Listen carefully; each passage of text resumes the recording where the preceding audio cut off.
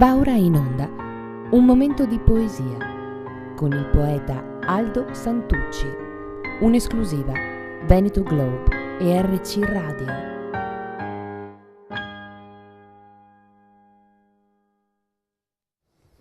Buongiorno, un saluto a voi cari amici da Aldo Santucci e Franco Corrocher.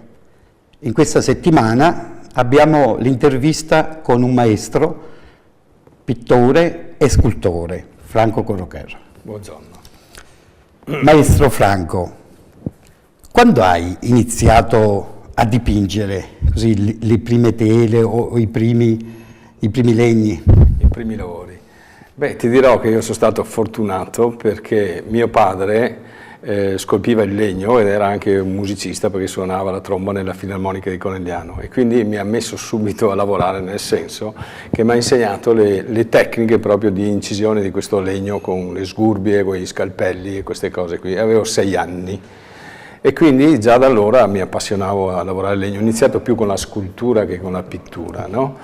Poi però a scuola, quando facevo i disegnetti, le maestre me li esponevano perché meritavano di essere esposti, no? Come esempio. Questa cosa mi imbarazzava un po' perché mi creava un po' di astio, tra virgolette, con i miei colleghi, no? Che magari mi guardavano come il mostriciattolo che esponeva le proprie robe, perché disegnavo le cose o le figure piene, diciamo, no? Facevo i pupazzi, avevo già cominciato subito a rappresentare la realtà in maniera come c'era la realtà, insomma, no. E quindi mi meritavano questa visione. Ecco. Bene, sicuramente hai fatto delle mostre in Italia ma anche all'estero, per esempio all'estero dove è che hai presentato le tue opere? Recentemente sono stato selezionato dalla Limmer Gallery, che è una galleria di New York, come artista emergente, sì, l'Emerging Artist nel 2012. Dopo che avevo fatto un evento collaterale con la Biennale di Venezia nel padiglione del Galles nel 2011, sì. Sì. E sono stato poi selezionato per l'America. Poi mi dicevi anche che avevi esposto in altri luoghi? Sì, ho fatto l'Università Cattolica di Memphis, la Christian Brothers University, che ho tenuto una conferenza anche all'università, poi ho fatto il Rhodes College, che è uno dei più prestigiosi college universitari dell'America, poi il Museo Metallico, che è un altro museo sempre a Memphis che ho esposto. Ho fatto per esempio anche una mostra a Worms, al museo di Worms, che ha una grande collezione di opere fiamminghe. Sono stato invitato e è stata una bella cosa perché avevo le mie opere e nei saloni a fianco avevo Rubens, Van Dyck, Tintoretto, tutti i più grandi fiamminghi, no? E quindi è stata una cosa che mi ha dato molto forza, diciamo, certo, nell'andare avanti anche. È sicuramente un qualche cosa che è bello per un artista ricevere, sì, diciamo così, anche dei meriti e vedere che ci sono persone, per fortuna, che apprezzano ancora l'arte, sì, che può essere a vari tipi l'arte. Sì. Spesso attribuisci il nome di artista, è semplice dire adesso parliamo con l'artista Tizio e Caio, ma cosa possiamo dire in modo un pochino più coinciso su questa parola artista? Artista, sai, parlo per me. Io ho cercato una vita di essere artista, tra virgolette. Artista non perché voglio essere l'artista o chissà fregiarmi di questo, ma proprio come creatore di opere d'arte, no? E ho lavorato tutta la vita per comprendere l'arte, no? Perché è come dire un musicista che suona un pezzo o che crea un pezzo musicale ma non ha mai visto la musica, è quasi impossibile, no? Certo. Almeno che non sia una cosa tribale. E quindi mi sono dedicato a questa ricerca, no? E quindi per me è frutto di un grande lavoro, oltre che essere una cosa innata, una predisposizione che uno ha, perché fin da piccolo l'avevo, dipingendo, scolpendo il legno, le ore mi passano, sono felice, mi esprimo e tante altre cose. Però credo che bisogna conoscere l'arte, conoscere i canoni dell'arte. Per esempio l'arte è anche innovazione, no? Quindi se tu non porti una innovazione nel mondo dell'arte è difficile fare dell'arte. Poi soprattutto un artista è colui che comunica delle cose, comunica il suo sentire, le sue sensazioni, no? Che vuole comunicare a un pubblico. Quindi questo significa fare arte in un certo qual modo? Sì, sì, è una grande lotta anche con se stessi, perché a volte non sono magari contento di una creazione e vorrei sempre creare qualcosa di più grande, di più forte, no? Ecco, questo. Sicuramente sarà capitato, ti capita di dipingere su commissione, ecco, un artista che ha dentro la propria opera, che in un certo qual modo tu la vedi già finita, giustamente, quindi hai già il finale dell'opera, però ti chiedono, mi fai questo tipo di paesaggio oppure su commissione di un qualsiasi cosa? Sì. Bisogna specificare una cosa, intanto devo vedere se sono ispirato, perché a volte dico no, non me ne frega niente, proprio non ti faccio niente. Devo essere ispirato nel senso che mi piace la persona, c'è un coinvolgimento e dico perché no, trovo anche interessante fare questa sperimentazione, no? Quindi, ma non è che sia una cosa che faccio sempre e a tutti, è una cosa che devo sentirla, non mi concedo un po' a tutti, ecco, questo sì. Però posso dire che ho avuto delle grandi soddisfazioni su questo, se guardo, perché nell'80 l'amministrazione del comune di Susegana mi ha chiesto se dipingevo un'opera per il grande tenore Mario del Monaco, che viveva a Lancenigo allora, no? Sì. che però era un grande. Per me è stato un onore, perché ho detto, Madonna, devo dare un'opera al grande maestro. Certo. E mi sono messo a fare quest'opera, gli è stata donata, poi improvvisamente mi arriva una telefonata a casa ed è Mario del Monaco e mi dice che vuole vedermi ospite nella sua vita. Mi viene quasi a piangere, Certo. perché ero giovane, eccetera, insomma, anche se Sì. avevo una certa età. Ma allora sono andato giù e davanti ai presenti so che lui mi ha detto: quest'opera è frutto di una mente geniale. Io sono rimasto, cioè non ci credevo neanche io, Certo. una cosa del genere. Però quelle parole mi hanno accompagnato per tutta la vita, insomma, e ancora oggi penso a volte che mi ha aiutato moltissimo con quella frase lì, no? Quindi quella commissione ben sia arrivata, voglio dire. Certo. Anche se era libera, non è che dovevo disegnare lui, sono io che ho interpretato la musica e ho interpretato il cantante, no?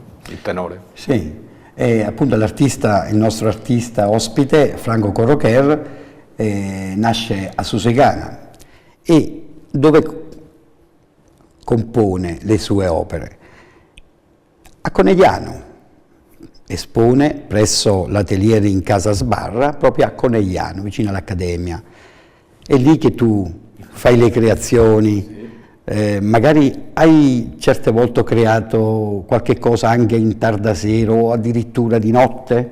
No, di notte. C'è stato un periodo, adesso un po' meno perché sai, qualche anno ce l'ho anch'io, però c'è stato un periodo che dipingevo quasi esclusivamente di notte. Cioè cominciavo a star bene quando arrivavano le 8, le 9, le 10 di sera e continuavo fino al mattino e poi andavo a fare colazione al bar, no? E non vedevo l'ora di farmi la colazione dopo una notte di pittura. Perché? Perché c'era il silenzio, è come dire, è una cosa magica di notte, no? Perché le persone dormono, sembra quasi che ci siano delle influenze, no? Di pensiero, invece di notte questo sparisce e tutto si diventa quieto e resto io davanti alla tela e comincio a dipingere, a creare, a mettere in moto questi mondi che dipingono. Ho capito. Ma cosa possiamo dire? Un parere per esempio sull'arte italiana contemporanea, cosa possiamo dire su questo? Io sono stato quest'anno, pochi giorni fa, insomma, sono stato all'Arte Expo di Bologna, che è la fiera più importante, diciamo, in Italia, no? Fiera che io ho fatto la prima volta, l'ho fatta nel 1984 con la Galleria Piemonti di Roma, no? Sì. Che assieme, diciamo, a altri artisti facevo parte, in quel periodo è stato fatto un manifesto di 40 artisti che è definito gli artisti della pittura colta, di citazione. Faccio parte anch'io di questo manifesto presentato in quel periodo. Sì. No? E sono andato all'Arte Fiera di Bologna. Per me era una cosa molto grossa, molto grande, perché c'erano i più grandi artisti del mondo. No? E ogni anno ho continuato a seguire questo perché è una visione dell'arte nazionale e internazionale. Quest'anno sono stato felice ed ho visto l'innovazione dal mio punto di vista come forza creativa e energetica, come proprio innovazione nel setup, che è una mostra parallela, no? È la figlia dell'Arte Expo di Bologna, dove possono partecipare le gallerie che portano un artista, almeno un artista sotto i 35 anni di età, con un programma fatto da un curatore, che anche questo deve avere sotto i 35 anni di età. E ho visto una rivoluzione quest'anno di forza, di energia, di creazioni nuove, di giovani con gli occhi brillanti che presentavano le loro opere, veramente da rinascita, ecco, una cosa di questo genere. Quindi io credo che ci siamo, quindi è una bella storia. Ti è entusiasmato? Sì. E che c'è sempre stata in Italia, sì. però concentrata tutte insieme così non l'avevo mai vista. Ho capito. Sì. Progetti per il futuro, sicuramente ne avrai? Beh sì, progetti io credo che sto studiando anche, mi permetto così di dire, musica per la vita prossima. Ah. Mi sto allenando per la vita prossima, no, faccio per dire. No? Ho capito. Quindi per dire che il futuro per me credo che, insomma, pitturerò finché potrò, insomma. Ecco. Ho capito. Quindi sto preparando per la Cina. Per la Cina. Ci sono dei sviluppi, ci sono state delle richieste, c'è un desiderio anche di vedere quel mondo e adesso vediamo, insomma, c'è la Cina sì, in corso. Certo. Tu pensi che ogni persona debba fare della vita un'opera d'arte, come veniva detto da Oscar Wilde? Beh, queste sono sacre parole, io dico, perché io credo che qualsiasi persona sia in grado di creare una vita d'arte o un'opera d'arte, perché io ho un credo nel senso che ogni persona è infinita e grande e quindi ha delle potenzialità infinite. No? Io della mia vita ho sempre cercato di migliorare e portare avanti le capacità che ognuno di noi ha e di svilupparle proprio in direzione della saggezza, della consapevolezza. Cosa intendo dire? Riuscire a fare delle scelte di vita, di azioni, di creazioni, ma non solo, ma anche di rapporti di vita che siano le migliori, che danneggino il meno possibile l'altrui persona o il popolo o addirittura l'universo. Quindi certo. Uno dovrebbe agire, almeno io sto tentando di farlo, in una maniera infinita, cioè progredendo nel fare scelte sempre più belle di vita, no? In modo che possa portare sopravvivenza a tutte le altre persone e all'universo, no? Non toglierla. Ecco, questa è un po' per me l'opera d'arte da fare. E se uno arriva a fare questo e essere in equilibrio con tutto l'universo, si vivrebbe un paradiso forse. Certo. Qui vedo un olio su legno, giusto? Sì. Un legno che ha particolari venature e forme. Possiamo dire qualcosa, magari? Sì, posso, sì. Sì. Allora, io lavoro specialmente su opere su tavole di legno, no? Perché sono affascinato da queste venature, da queste strutture. A volte proprio, per esempio, quando ho visto questa tavola, aveva una venatura o delle venature particolari e dovevo far saltare fuori una operetta, una creazione, facendo vivere tutta quella serie di venature. Ti dico che a volte vado in conflitto perché cosa tiro fuori da queste righe, no? Sì, diventa una roba difficile, ma ci sono sopra anche qualche giorno, no? Finché poi trovo un là, faccio per dire, no? Sì. E parto e allora creo questo mondo, questa cosa, no? Che cosa rappresenta questo? Questo qui è un sogno, no? C'è una figura su questa colonna, sì. No? Che è questa donna un po' particolare, collegata anche con un filo rosso, no? Che collega, che per me sta a indicare un po' il passato, il presente, il futuro.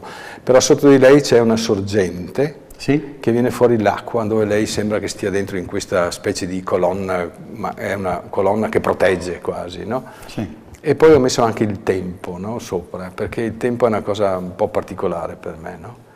Ma deve dare, almeno sì. Volevo far arrivare a chi guarda un'emozione, no? Quasi di un mondo che non è mai esistito, che esiste però, che vive, capito? Che esiste. Sì, che potrebbe, chissà dove, chissà quando. Ho capito.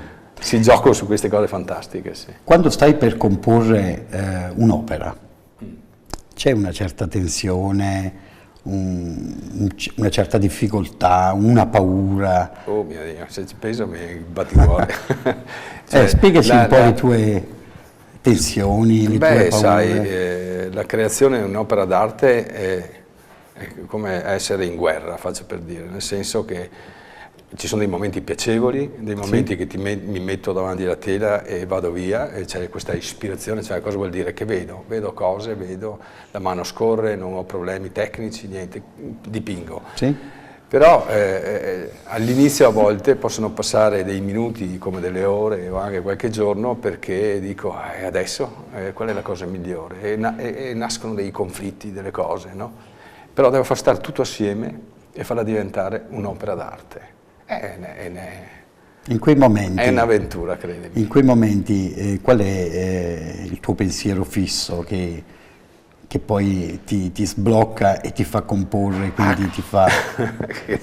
Devo farcela, come dire. Devi farcela. Sì, ce la faccio affinché improvvisamente c'è come come si può dire, è come una molla che si innesca, una qualcosa Sì. che va bang, e ci sono. Basta, e allora in quel momento là non ho più né dubbi né paure né cose, dipingo, no? Mentre fin prima c'era, faccio questo, no, non mi sta bene, non mi sta bene questo, non mi sta bene niente. Finché parto, quando sono partito vuol dire Bene, che c'è. grazie maestro Franco, Grazie. pittore e scultore. Ricordiamo che tu esponi presso l'atelier in Casa Sbarra a Conegliano, Sì. vicino all'Accademia più o meno. Sì. Bene, vi ringrazio cari amici e ci vediamo alla prossima puntata. Grazie. Grazie a te, Aldo.